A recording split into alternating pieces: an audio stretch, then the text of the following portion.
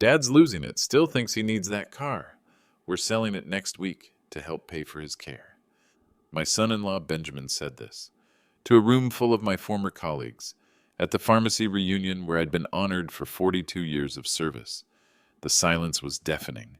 20 people who'd respected me as a professional now stared at the confused old man whose son had just announced his mental decline. The Mercedes they were discussing? A $65,000 pharmaceutical award for excellence in community service. But Benjamin didn't know about the legal restrictions on that award. He didn't know about the co-signer agreements. He didn't know that every dollar in his comfortable life depended on signatures I could withdraw with a single phone call. The humiliation burned in my chest, but it also clarified everything. They had no idea what I was about to do. By morning, Benjamin would discover that underestimating a 72-year-old pharmacist was the biggest mistake of his life. The man he thought was losing it still remembered exactly how power actually worked. But before I tell you what happened next, let me know where you're watching from and what time it is there. And don't forget to subscribe for more stories like this one. My name is Clinton Avery, and I've been a pharmacist for 42 years. Started Meridian Community Pharmacy from nothing back in 1982. Just me, a small loan, and a dream to serve my community. Every morning at 6:30, I'd unlock those doors. Every prescription I filled was a promise to help someone feel better. The building was small then, 800 square feet squeezed between a hardware store and a beauty salon. No computers, just handwritten labels and careful calculations. I knew every customer by name, knew their medical histories, knew which ones couldn't afford brand names, and which generic alternatives would work just as well. Benjamin used to visit after school. He'd sit behind the counter doing homework while I counseled patients. "One day this will all be yours, son," I'd tell him. His eyes would light up. He'd nod and say, "I can't wait, Dad." I believed family meant everything. Those were different times. Benjamin actually seemed proud of what I did. He'd tell his friends his dad was a pharmacist. Not like later, when he'd mumble something about me being in retail. Back then, he understood that every pill I counted, every consultation I gave, was building something bigger than just a business. The pharmacy wasn't just my livelihood. It was my identity. Doctors trusted my recommendations. Patients drove across town specifically to fill prescriptions with me. When Mrs. Henderson's insurance wouldn't cover her heart medication, I'd find a way. Call the manufacturer, negotiate payment plans, sometimes cover the difference myself. When young mothers came in panicked about their baby's fevers, I'd spend 20 minutes explaining exactly what to watch for, when to call the doctor, which symptoms meant emergency room visits. I kept a notebook of every interaction, every concern, every successful outcome. Benjamin saw all of this. He watched me build relationships that lasted decades. He saw the respect I earned through knowledge, patience, and genuine care for people's well-being. He witnessed countless moments when strangers trusted me with their most vulnerable concerns. Christmas cards covered my office walls. Thank you notes from families whose loved ones I'd helped manage complex medication regimens. Photos of babies whose mothers I'd guided through safe pregnancy medications. I thought he was learning what it meant to serve others. I thought he understood the value of earning trust through competence and compassion. I thought he was absorbing the lesson that professional respect comes from putting other people's needs first. I should have paid more attention to what he was actually learning. Benjamin's college tuition came to $180,000 over 6 years. He changed majors 3 times. Started in pre-med, switched to business, then settled on communications. Each change meant extra semesters, extra costs. I never complained. When he called to explain the first major change, his voice was shaky. "Dad, I don't think medicine is for me. The chemistry is too hard. The competition is brutal. I want to try something else." "Whatever makes you happy, son," I told him. "We'll figure out the finances." I worked double shifts to cover his expenses. Came in early, stayed late, skipped vacations Margaret and I had planned for 20 years. She'd pack the car for weekend getaways to the lake, then watch me unpack it Sunday morning because inventory needed counting or prescriptions needed filling. "Clinton, you're going to work yourself into the ground," she'd say, folding clothes back into dresser drawers. But she understood. We both wanted Benjamin to have opportunities we never had. The pharmacy stayed open until 10 p.m. those years. I hired part-time help for busy periods, but kept most of the workload myself. Couldn't afford full-time employees and college tuition simultaneously. My hands developed arthritis from counting pills 16 hours a day. My back ached from bending over the prescription counter. Margaret would rub my shoulders while I balanced the books at our kitchen table, calculating whether we could afford Benjamin's textbooks and still pay our own mortgage. I swore on her grave I'd give him everything. Margaret died of cancer when Benjamin was in his junior year. Lung cancer, though she never smoked a day in her life. Environmental exposure, the doctor said. Nothing anyone could have prevented. I spent her final months driving between the hospital, the pharmacy, and Benjamin's dorm room 3 hours away, trying to keep everyone's world stable while mine was falling apart, sleeping in hospital chairs, eating vending machine dinners, paying for experimental treatments that insurance wouldn't cover. The night she passed, I held her hand in that sterile hospital room, machines beeping every few seconds, fluorescent lights humming overhead, the smell of disinfectant and floor wax. She squeezed my fingers with what little strength she had left. "Promise me you'll take care of him," she whispered. "Promise me you'll make sure he becomes a good man." I promised. I meant every word. Benjamin didn't come to the funeral. "Too close to finals," he said. "Too important to miss." I sat in that front pew alone, staring at the closed casket, wondering how I'd keep my promise to a woman who'd never see if I succeeded. That promise shaped everything I did afterward, every sacrifice, every signature, every check I wrote. The 2019 Mercedes E-Class wasn't something I bought for myself. It was an award from Meridian Pharmaceutical Corporation, their Excellence in Community Service recognition. 40 years of partnership, 40 years of recommending their medications, attending their conferences, participating in their patient education programs. The relationship started in the early 80s, when pharmaceutical companies began recognizing independent pharmacists who went beyond basic prescription filling. They tracked customer satisfaction scores, patient outcome improvements, community health initiatives. I qualified every year for 4 decades. Perfect safety record, 0 medication errors reported, consistently high marks for patient counseling and drug interaction prevention. He seemed proud then. The presentation ceremony was beautiful. Hotel ballroom downtown with crystal chandeliers and white tablecloths. Benjamin actually attended, wore his good suit, the navy one Margaret had bought him for job interviews. When they called my name, he stood up and applauded. I felt 10 feet tall walking up to accept that certificate. The pharmaceutical representative read my accomplishments aloud. Patient lives saved through careful prescription review. Dangerous drug combinations prevented. Community health education programs I'd organized. This vehicle represents not just recognition, but trust, the pharmaceutical rep explained to the audience. It comes with specific terms. The recipient cannot sell this award. It can only be donated to a qualified charity. This ensures the recognition maintains its integrity and serves the community even after the recipient's career ends. I didn't think much about those terms at the time. Why would I want to sell it? It represented the culmination of my career. Every late night studying drug interactions. Every time I caught a potentially dangerous prescription combination. Every patient whose life I'd helped save through careful attention to detail. The audience applauded again. Benjamin walked up to the stage, shook hands with the pharmaceutical executive. "My father deserves this recognition," he said into the microphone. "He's dedicated his life to helping others." Afterward, we drove to dinner in the Mercedes. Benjamin complimented the leather interior, mentioned how smooth the ride felt, asked about the engine specifications and safety features. "Congratulations, Dad, you really deserve this." The certificate sits framed in my old office. Heavy paper, gold seal, formal language about distinguished service to community health.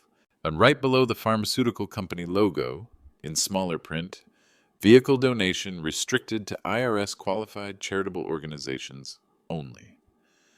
I showed Benjamin the certificate when we got home, explained what it meant, how the pharmaceutical company recognized pharmacists who went above and beyond, how they trusted me enough to put their name on this award. He nodded politely, asked if he could take the Mercedes for a drive sometime. I handed him the keys without hesitation. That was back when I still trusted him with everything I owned. Benjamin's engagement to Catherine happened fast. 6 months of dating, then a surprise announcement at Christmas dinner. I was thrilled. At 70, I thought I might finally get to see grandchildren, maybe teach them about pharmacy, the way I'd tried to teach their father. "We want to buy a house," Benjamin told me over coffee at my kitchen table. "Something nice, something we can grow into, maybe start a family." They'd found a 4-bedroom colonial in the suburbs. Good neighborhood with mature trees and sidewalks. Good schools for future grandchildren. The kind of place Margaret and I had dreamed of living, but never quite afforded. The asking price was $420,000. They had decent jobs, but not enough for the down payment. 20% down meant $84,000 cash. Money they didn't have. "I'd be honored to help," I said. "Family investment," I called it. I co-signed their mortgage and provided $85,000 from my retirement fund. Money Margaret and I had saved for 30 years, depositing $200 every month into a mutual fund account. Money that was supposed to last through my golden years, but seeing Benjamin happy felt worth more than financial security. Watching him and Catherine plan their future, pick out furniture, paint rooms together, this was what Margaret would have wanted. This was how families were supposed to work. Generations helping each other build better lives. The closing took 3 hours. Mountains of paperwork, legal documents I skimmed but didn't study carefully. The real estate attorney explained my co-signer responsibilities briefly. Something about being liable if they defaulted. Something about credit checks and payment histories. I signed all the paperwork without reading the fine print. Co-signer meant helper, right? Someone to make sure the young couple got their start in life. I trusted them to handle the monthly payments. I trusted them to treat this gift with the respect it deserved. The house was beautiful. 3-car garage, finished basement, granite countertops, crown molding, and hardwood floors. Much nicer than anything Margaret and I had ever owned. I felt proud watching them move in boxes and furniture. Proud that my life's work could provide this opportunity. "Thanks, Dad," Benjamin said, shaking my hand in their new driveway. "We won't forget this. We'll take good care of everything." I believed him then. I believed gratitude was permanent.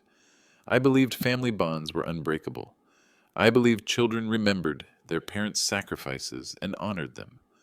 Walking through their empty rooms, I imagined Christmas dinners and birthday parties, grandchildren running through hallways, family traditions continuing in spaces my money had helped provide. I should have seen the warning signs. 2 years later, Benjamin started a consulting business, Pinnacle Strategic Group. He needed startup capital for office space, equipment, marketing.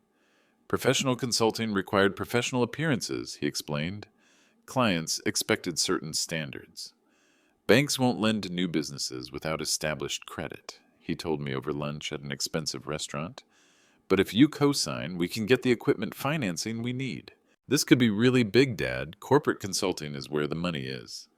He showed me business plans printed on glossy paper, projected revenue charts climbing steadily upward, market research about demand for strategic planning services. Everything looked professional and promising. $125,000 for computers, software, office furniture, and 6 months of rent in a downtown high-rise. The loan application was 30 pages long, financial statements, personal guarantees, collateral agreements.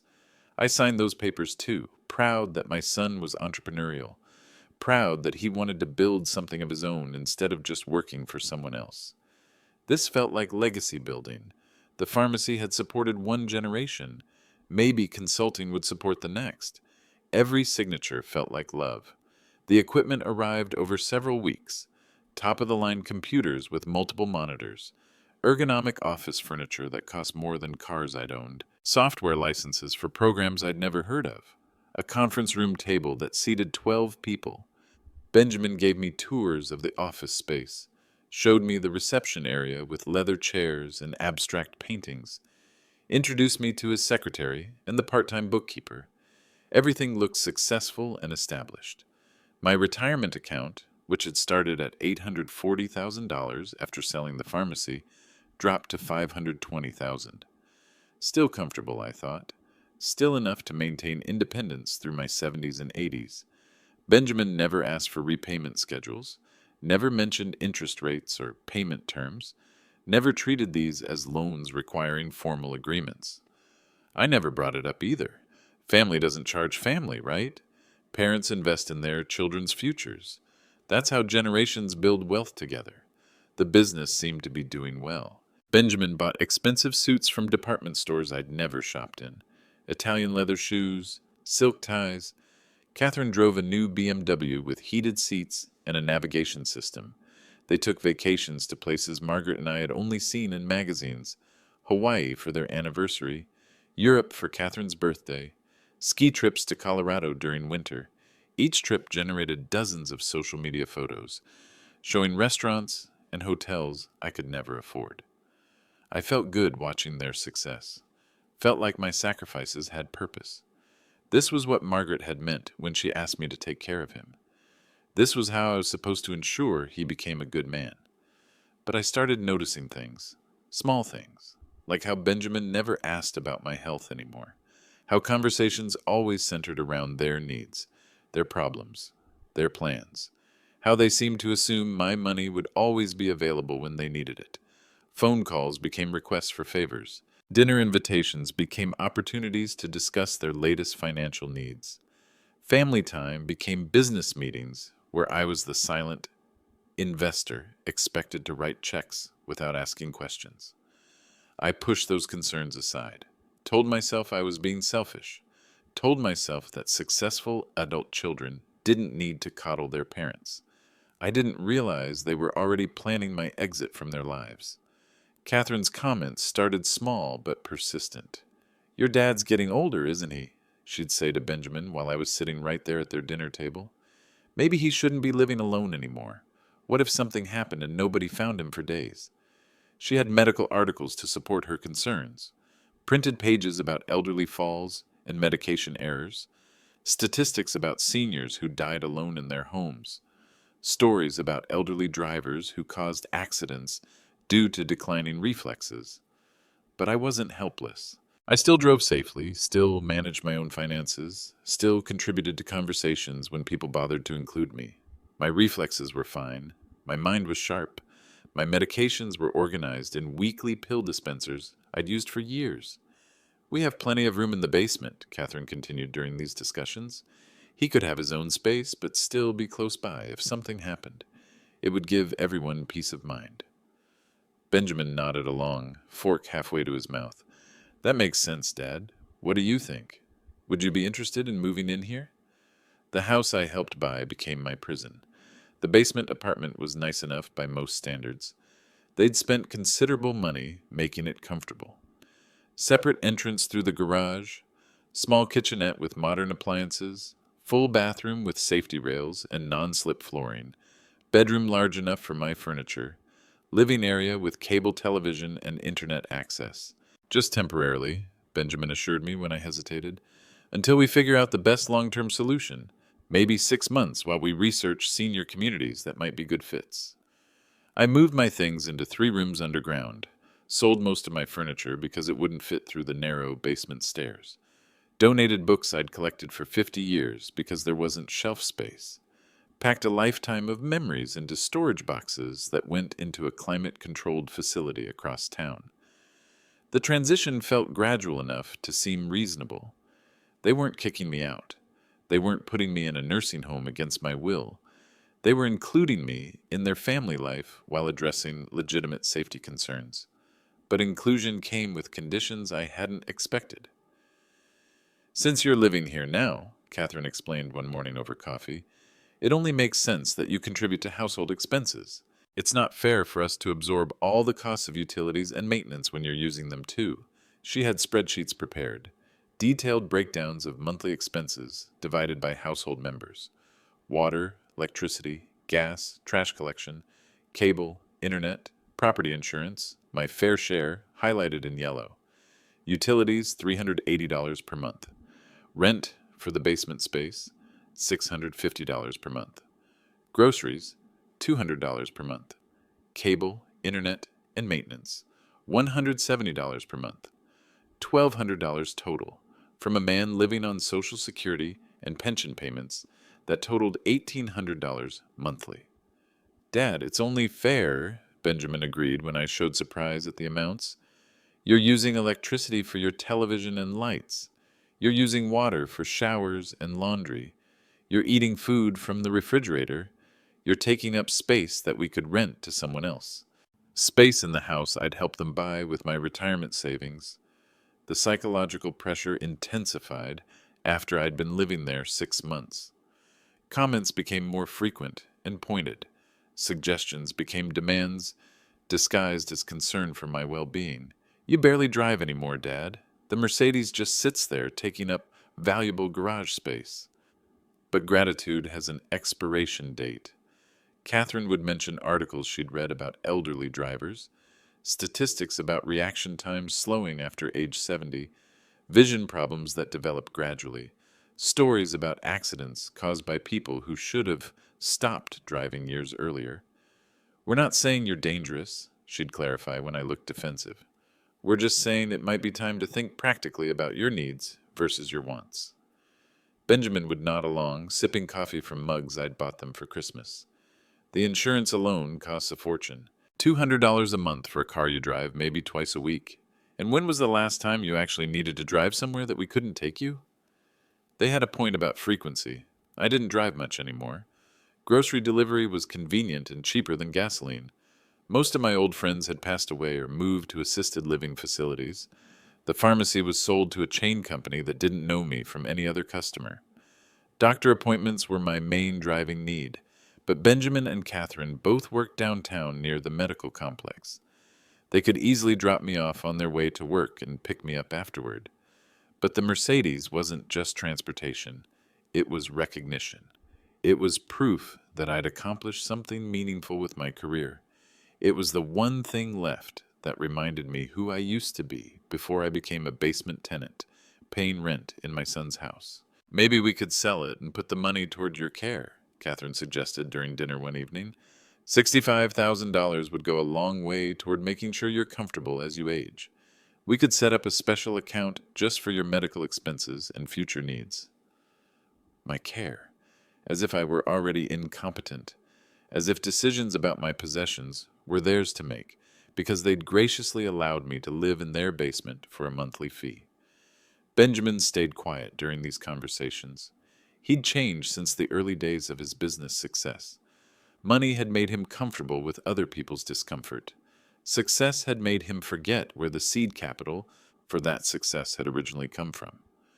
I became the family burden. When they had guests over for dinner parties, they'd introduce me politely, then find reasons to keep conversations away from my areas of expertise. When someone asked about my pharmacy career, Benjamin would interrupt with updates about his consulting projects.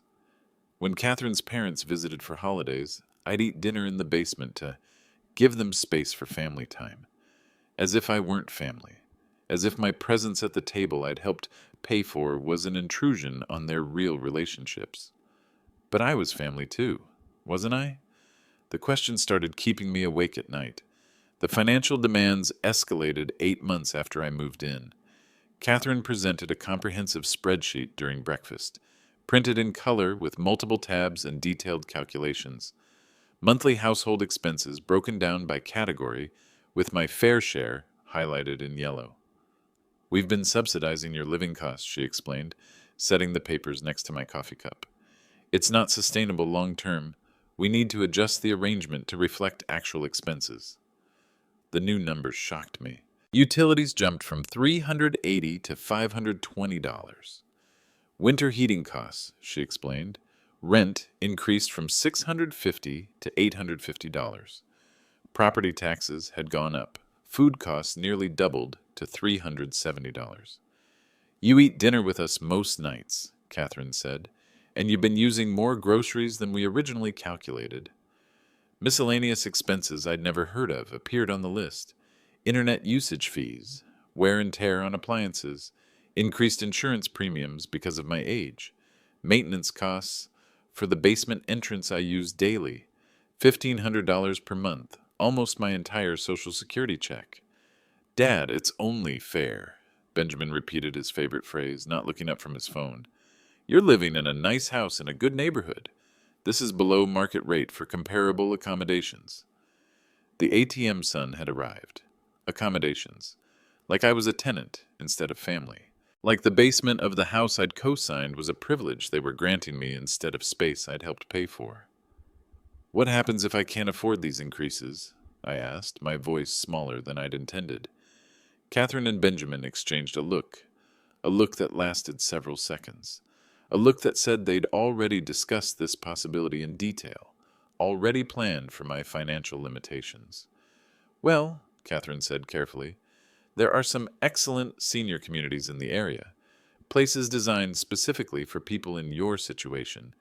They have activities and meal programs and medical staff on site.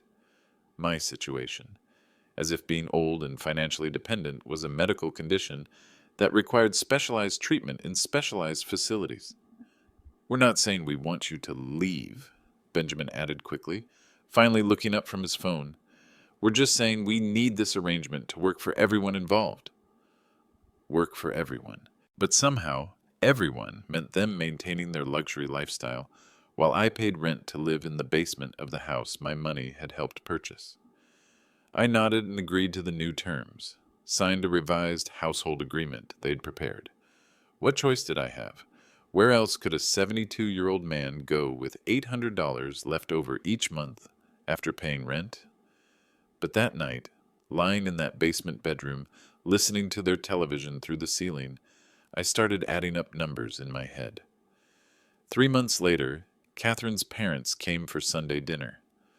Robert and Helen Patterson, retired accountant and retired teacher, nice people who'd always been polite to me during brief encounters at family gatherings. The conversation flowed around typical topics during the appetizer course.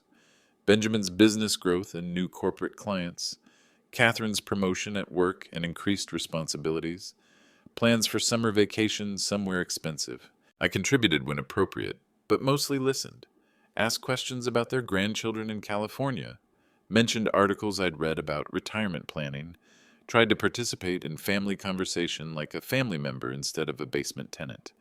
Then Robert noticed the Mercedes through the dining room window. Beautiful car, Clinton. I don't see many E-Class sedans that pristine anymore. You must take excellent care of it. Thank you, I said, feeling proud for the first time in months. It was an award from the pharmaceutical company, recognition for community service. Dad barely drives it anymore, Benjamin interrupted before I could explain the award's significance. Kind of a waste, really. Just sits there taking up space. Catherine smiled at her father, that practiced expression she used when making points during household budget discussions. We've been trying to convince him to sell it. The insurance alone costs more than our mortgage payment. And that wasn't true. The insurance was $200 per month. Their mortgage was $2,800, but Benjamin nodded along with his wife's exaggeration, as if mathematics were optional in family conversations.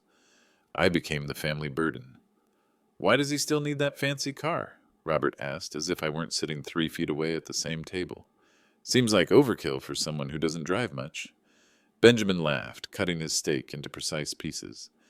Good question. We keep asking ourselves the same thing. It's not like he has anywhere important to go. Helen joined the conversation, setting down her wineglass with authority. My father held onto his car too long, nearly killed someone backing out of a parking space. Vision wasn't what it used to be, but he refused to admit it. The conversation continued around me, about me, without me. 4 adults discussing my capabilities and possessions, as if I were a child who couldn't participate in decisions about his own life. As if my presence at the table was temporary tolerance rather than family inclusion.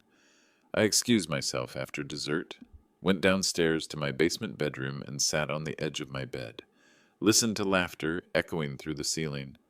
Listened to my son and his wife planning my future with people who barely knew me. That night I realized something fundamental had shifted. I wasn't family anymore. I was a problem they were trying to solve. And then came the pharmacy reunion. The letter arrived in February on thick cream paper with embossed letterhead. Meridian Community Pharmacy's 50th anniversary celebration. Black tie optional. Cocktails and dinner at the downtown hotel where they'd presented my pharmaceutical award 3 years earlier. I held the invitation carefully, remembering the weight of that certificate, the pride I'd felt walking across the stage, the applause from colleagues who understood what 40 years of dedicated service meant. "This sounds wonderful, Dad," Benjamin said when I showed him the invitation over breakfast. He was eating granola from a bowl that cost more than my monthly medication budget. "Mind if I tag along? I'd love to meet some of the people you worked with." I felt genuinely grateful he wanted to come, proud that he still showed interest in my professional history. Maybe this would remind him who I'd been before I became his basement tenant, paying monthly rent. I thought he'd finally remember who I was. We spent an hour getting ready. I wore my best suit, the navy one I'd bought for Margaret's funeral. Benjamin wore charcoal gray with a silk tie that probably cost more than my Social Security check.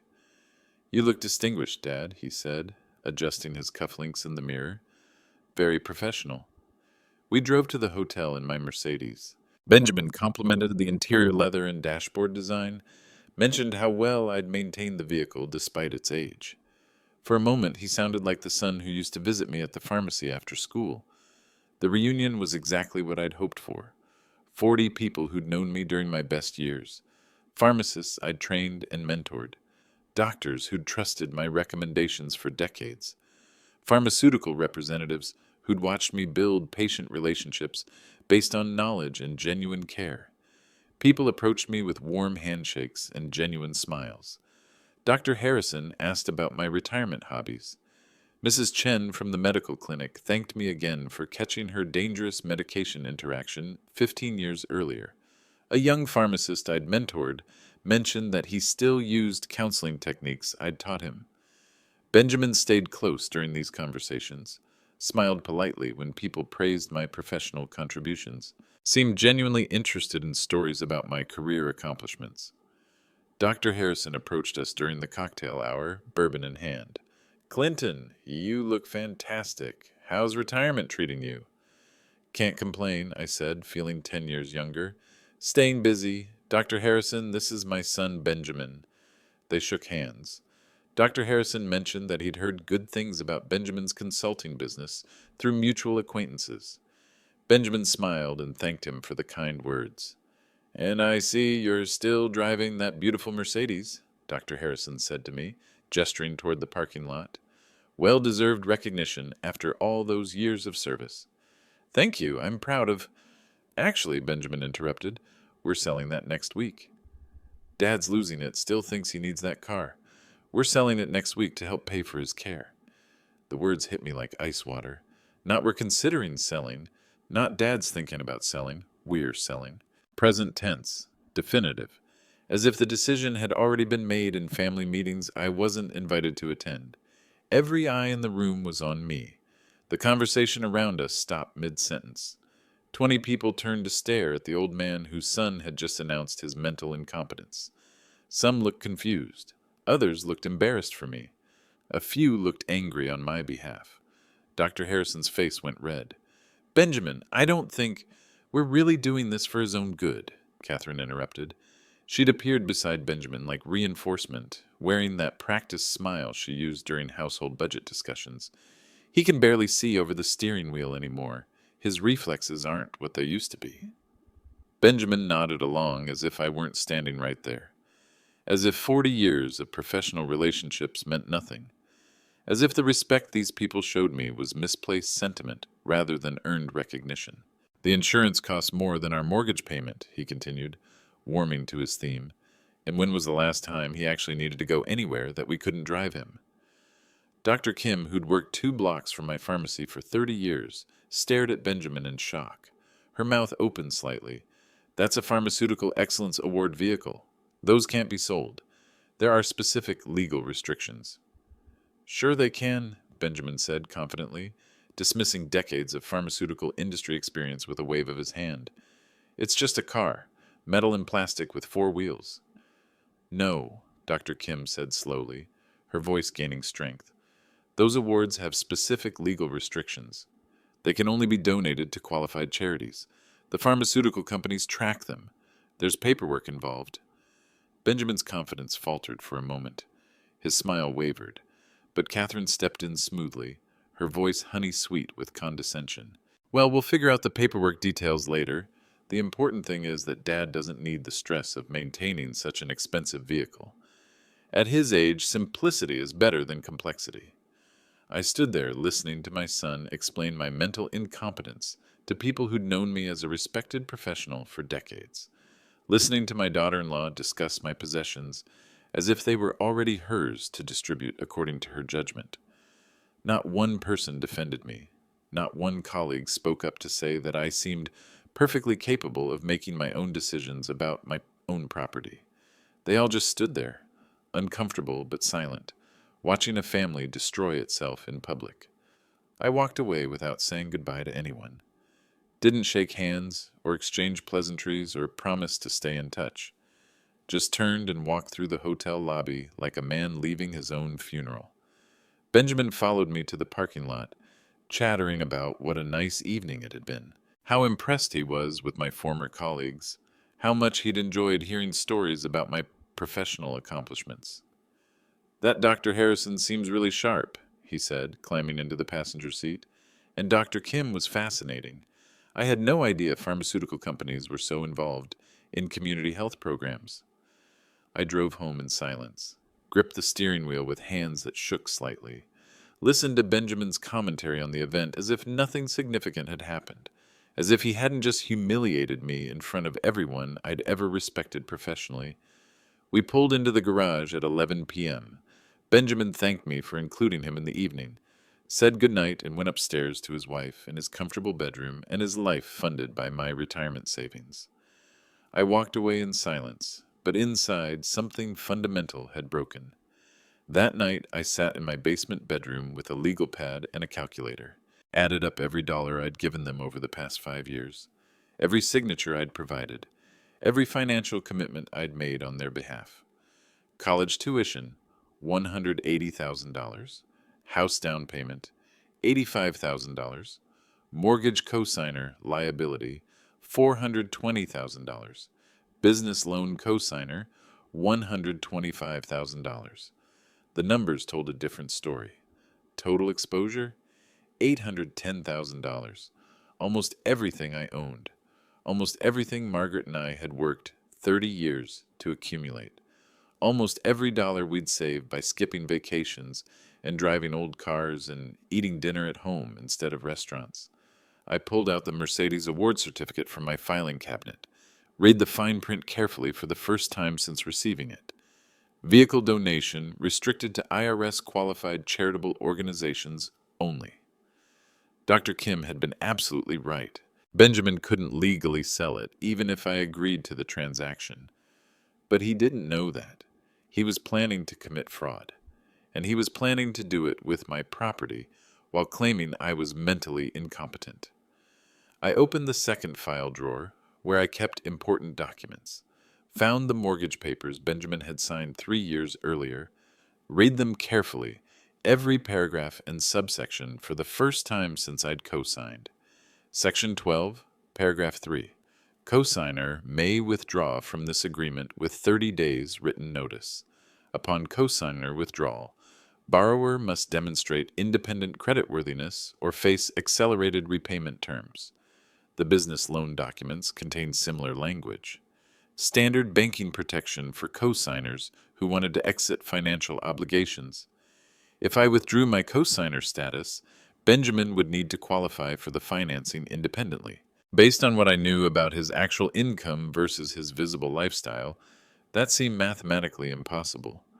Respect is not inherited, it's earned. I found a photograph of Margaret on my nightstand. touched her face through the glass with my fingertip. She'd been dead for 8 years, but I could still hear her voice asking me to make sure Benjamin became a good man. I'm sorry, honey.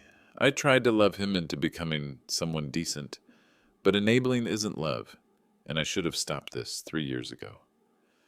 That night, everything changed. I spent hours planning, made lists of phone numbers and account numbers, organized documents in chronological order, calculated timelines and consequences. By 4 a.m., I had a complete strategy. Legal, methodical, irreversible. I would give Benjamin exactly what he'd been asking for: independence from his father's financial involvement, complete freedom to succeed or fail based on his own capabilities rather than my enabling. And I would give myself something I hadn't had in 3 years: dignity. Morning couldn't come fast enough. At 6 a.m., I showered and dressed in my best clothes, ate breakfast quietly while Benjamin and Catherine slept upstairs. In the bedroom, my money had helped them afford.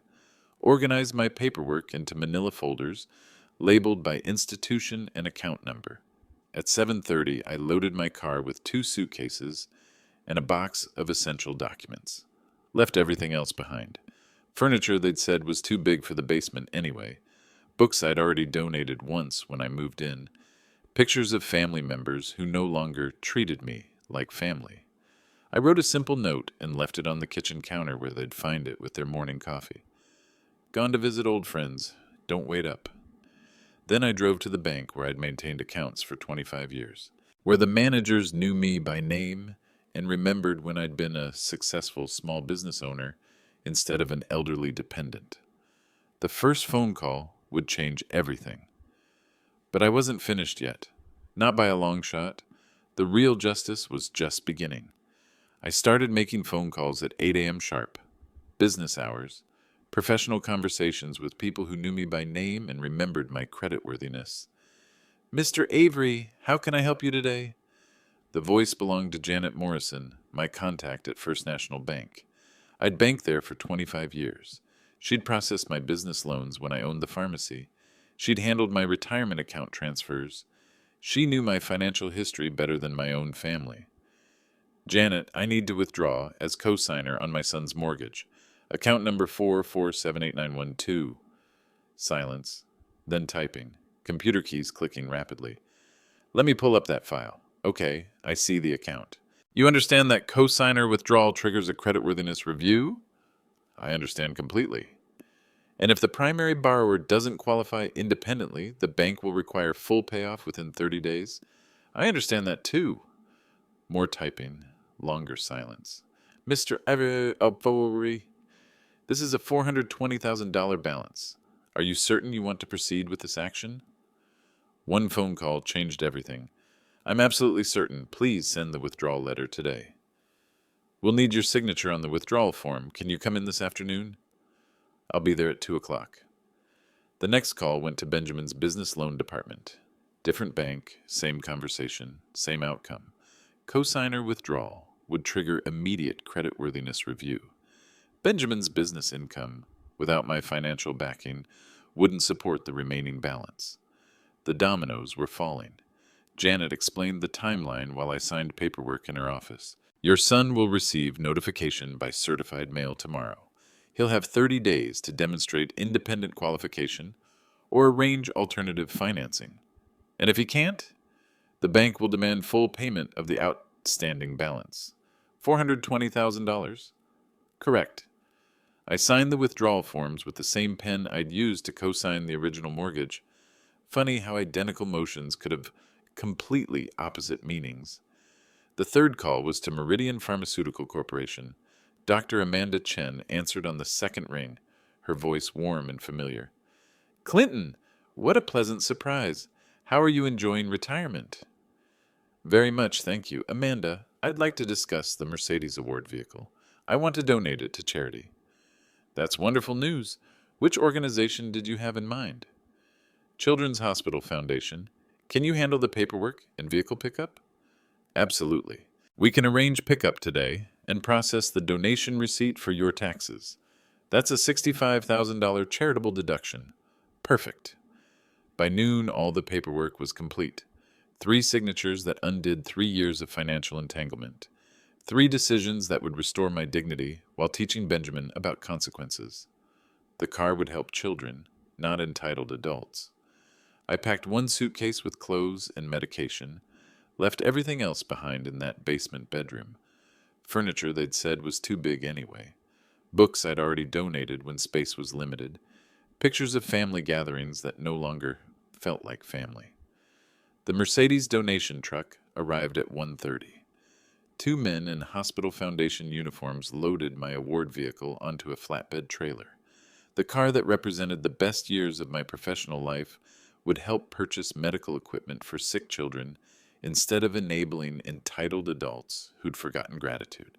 "Beautiful car," one driver commented. "Don't see many maintain this well." "It was an award for community service," I said. "Seems appropriate that it continues serving the community." I left a note on the kitchen counter where Benjamin and Catherine would find it with their evening meal. Simple. Direct. No drama or accusations. "Gone to visit old friends. Don't wait up. Dad."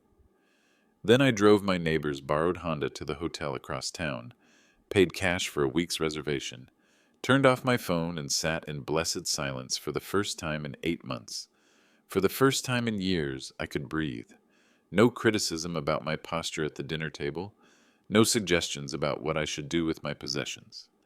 No spreadsheets detailing my fair share of household expenses for the privilege of living in a basement. No conversations about my declining capabilities or my need for simplified decision-making.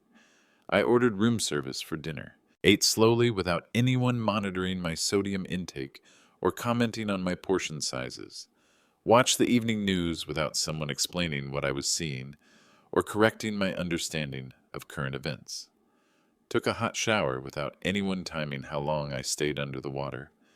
Read 3 chapters of a library book without interruption. Around 10 o'clock, I turned my phone back on. The screen showed 17 missed calls from Benjamin, 12 voicemails from Catherine, 3 text messages demanding immediate responses. I listened to the first message. "Dad, where are you? Your car is gone. There's some kind of donation truck receipt on the kitchen counter. Call us back immediately." The panic in his voice was unmistakable. The panic had started exactly on schedule, but I wasn't finished yet. The messages escalated quickly over 3 days. Benjamin's voice got higher and more desperate with each voicemail. Catherine's got shriller and more demanding. "Dad, the bank called. They're saying something about a cosigner withdrawal. This has to be a mistake. You wouldn't do this without discussing it with us first. Call us back." "Clinton, this is Catherine. We need to talk immediately. There's some kind of problem with our mortgage. The bank is demanding documentation we don't have." "Dad, what the hell did you do?" "The bank wants the full balance in 30 days. $420,000. We don't have that kind of money. Our credit won't qualify for refinancing without your co-signature." The entitled prince had lost his kingdom. I let them panic for 3 full days. Stayed in my hotel room reading books I'd checked out from the library. Books about retirement planning and elder law and charitable giving. 8 meals without anyone monitoring my food choices or calculating my contribution to grocery expenses. Walked through downtown without anyone suggesting I shouldn't be driving or questioning my destination. Called old friends from the pharmacy days, people who remembered me as competent and respected rather than declining and dependent. On Thursday evening, Benjamin appeared in the hotel lobby. He must have called every hotel in the city to find me. His face was pale and exhausted. His expensive suit was wrinkled. The confidence he'd displayed at the pharmacy reunion was completely gone. "Dad, we need to talk." I met him in the coffee shop downstairs, ordered coffee, and sat across from my son, who suddenly looked older than his 43 years. "Why did you do this to us?" he asked, his voice barely above a whisper. "Do what, exactly?" "Withdraw from our loans, donate our car without permission, destroy our financial stability, ruin our lives." "My car," I corrected gently, "my signatures on your loans, my decision to stop enabling your entitlement to my resources. We never asked for any of this." That was the most honest thing he'd said in years, also the most revealing. You're absolutely right, I agreed. You never asked. You just expected. You assumed my money would always be available when you needed it. You assumed my possessions were yours to manage when I became inconvenient to your lifestyle. Desperation has a particular sound. It's higher pitched than normal conversation, more urgent, less controlled. We can work this out, he pleaded. We can sign new agreements, set up payment plans, whatever you want. Just help us fix this. What I want is respect, something you can't sign a contract to provide. Dad, please. We'll lose everything. No, I said quietly. You'll lose everything I gave you. There's a significant difference. Catherine joined us 15 minutes later. Her eyes were red from crying. The woman who'd spent months suggesting I was too old to manage my own affairs now looked desperate for my signature on new financial documents. Clinton, please listen to reason, she begged, sliding into the booth beside Benjamin. We made mistakes. We said things we didn't mean. But we can fix this if we work together. Which part are you apologizing for specifically? I asked. Charging me $1,200 rent to live in the basement of the house I co-signed? Announcing my mental incompetence to my professional colleagues? Or planning to commit fraud by selling a car you knew I couldn't legally sell? She had no answer. Neither did Benjamin.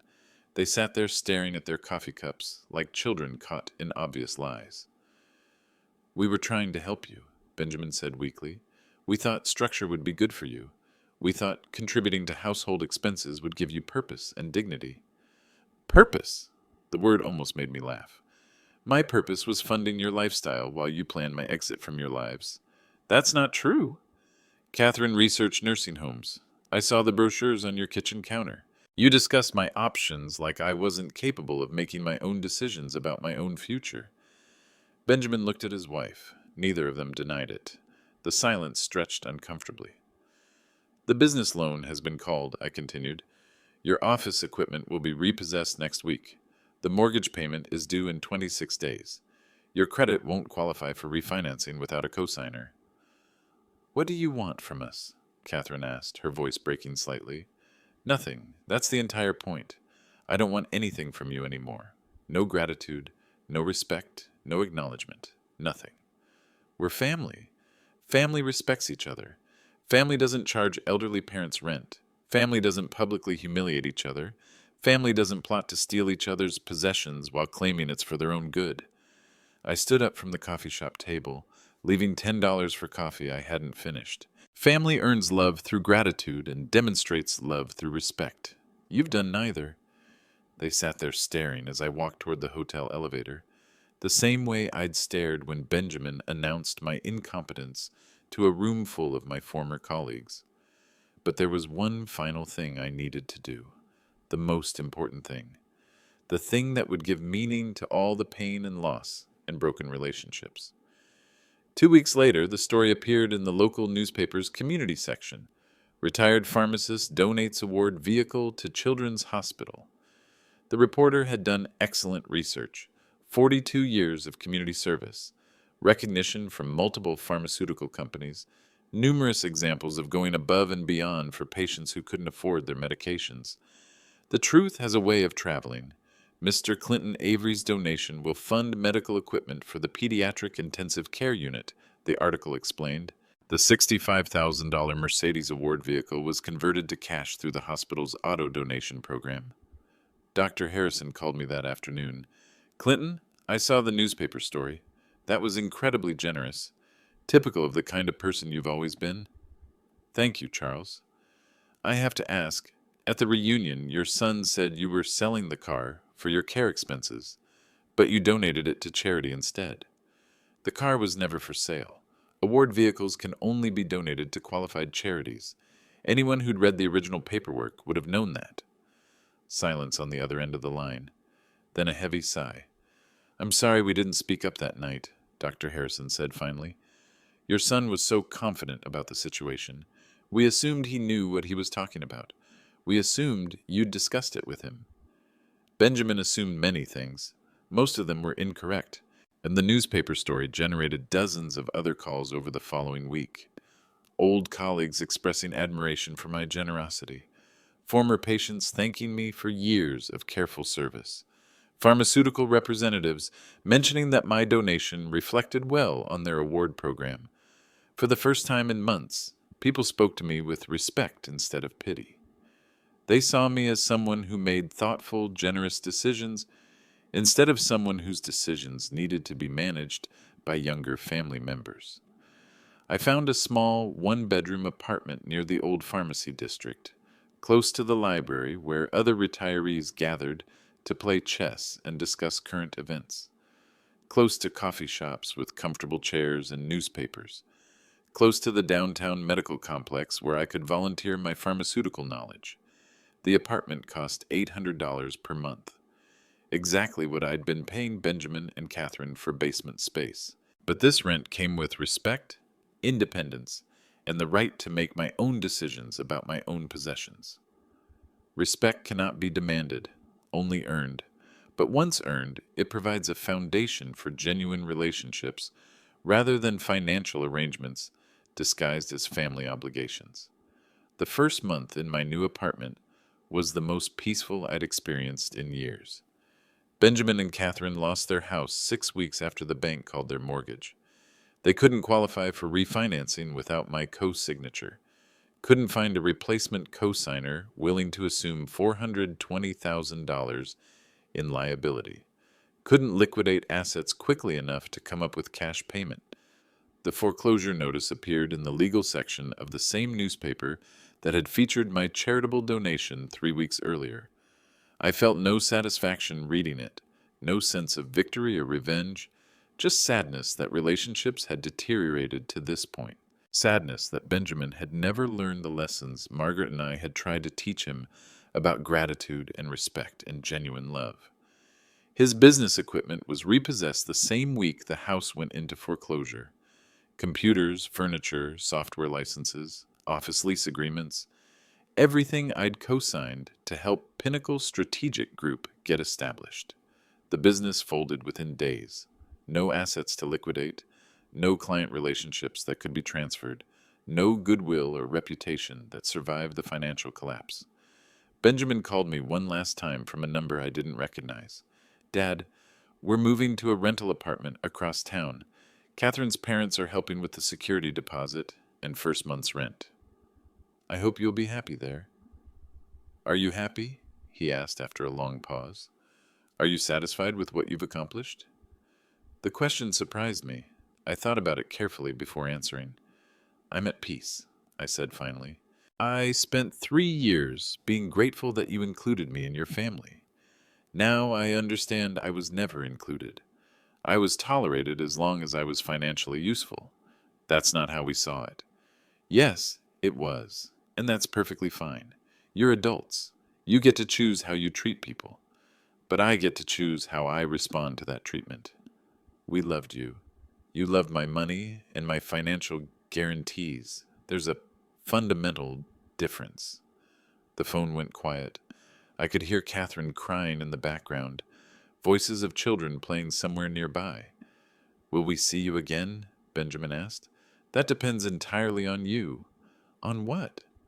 "On whether you ever figure out the difference between love and entitlement, between family relationships and financial arrangements, between respect and exploitation." I hung up the phone and walked to my kitchen window, made a cup of tea, and watched elderly couples walking hand in hand through the park across the street. Their companionship looked gentle and mutual rather than dependent and resentful. Sometimes the greatest gift you can give your children is the chance to stand on their own feet and discover who they really are. 6 months later, I received an envelope with no return address. Inside was a handwritten note on hospital letterhead with a small photograph attached.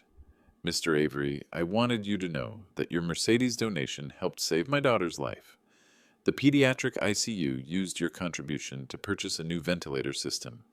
Emma spent 2 weeks on that machine after her car accident. She's home now, learning to walk again, but she's alive because of equipment that exists because of your generosity. Thank you for choosing to help children instead of keeping a car you rarely drove. Your decision mattered more than you'll ever know. Gratefully, Sarah Martinez." I read the letter 3 times. Each time my eyes filled with tears. The photograph showed a young girl, maybe 8 years old, standing with leg braces and a walker. But she was smiling, alive, breathing independently. This was what Margaret had meant when she asked me to make sure Benjamin became a good man, not enabling his comfort or protecting him from consequences, but showing him through example what it means to choose others over yourself. The Mercedes keys had been my final signature, not just transferring ownership of a vehicle, but transferring a legacy of service to people who would honor it appropriately. I kept Sarah Martinez's letter on my kitchen table, read it every morning with my coffee, a reminder that some gifts keep giving long after the giver has moved on to other priorities. Benjamin never learned that lesson about service to others. Maybe he never will, but that's no longer my responsibility. I spent 8 years trying to teach him through enabling and financial support.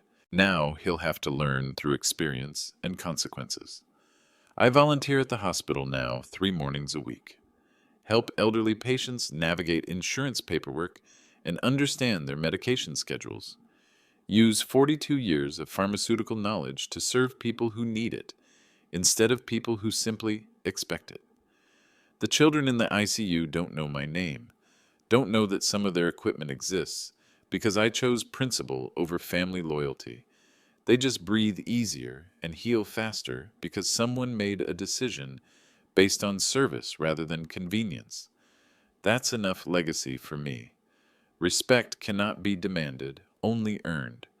But once earned through service to others, it provides a foundation for genuine peace rather than forced family arrangements.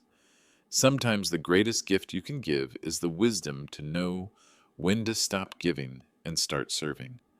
1 year later, I received a Christmas card with no return address. Inside, Benjamin's handwriting, "Dad, I understand now. Thank you for teaching me what I couldn't learn any other way. Love, Ben." No requests for money, no suggestions for reconciliation, no attempts to restore the financial arrangements I'd terminated. Just acknowledgement. I keep that card on my refrigerator next to Sarah Martinez's letter and a dozen thank you notes from hospital patients I've helped navigate their medication questions. My apartment is small but comfortable. My bank account is modest but sufficient. My relationships are few but genuine. Every Tuesday and Thursday, I volunteer at the Children's Hospital, help families understand complex medication schedules, explain drug interactions to worried parents, use knowledge accumulated over 40 years to serve people who truly need help. The children don't know me as the man who donated their ventilator. I'm just the volunteer who sits patiently while they struggle to swallow medications, who brings puzzles and coloring books to distract them during treatments. Some gifts multiply when you give them away. Margaret's grave is 10 minutes from my apartment. I visit every Sunday with fresh flowers and updates about my volunteer work. Tell her about the families I've helped and the children who've recovered using equipment funded by the Mercedes. She never lived to see me receive. I kept my promise, I tell her headstone. I made sure he became a good man, just not the way we originally planned. The pharmaceutical award certificate hangs in my apartment bathroom where I see it every morning. Reminder that recognition comes from service to others, not from accumulating possessions or enabling family members who've forgotten gratitude. Sometimes the greatest gift you can give your children is the chance to discover their own strength. Sometimes the greatest gift you can give yourself is the wisdom to know when helping becomes enabling. Sometimes the greatest gift you can give the world is using your resources to serve people who truly need them, rather than people who simply expect them. The Mercedes is gone, the money is spent, the family is distant, but the service continues, and that's what matters most.